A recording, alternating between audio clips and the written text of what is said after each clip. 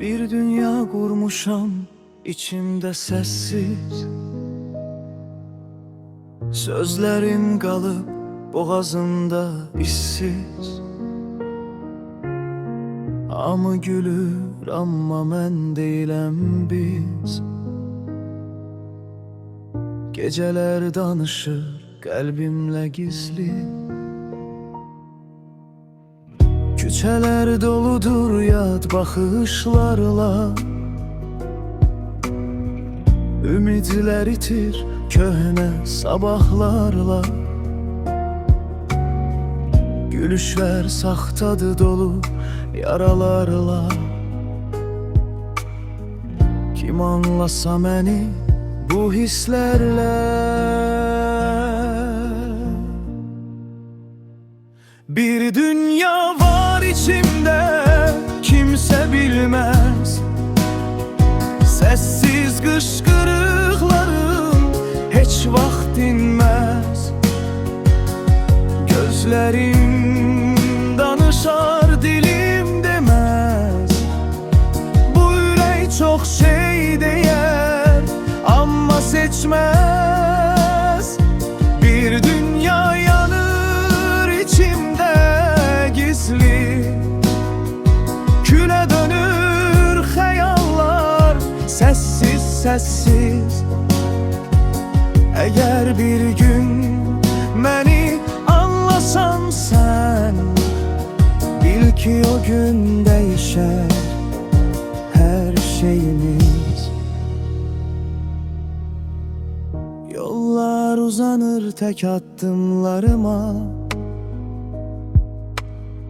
Sen yoksan artık hatirelerimde. Bir vaxt güvendim boş arzularıma. İndi susuram öz dertlerimde.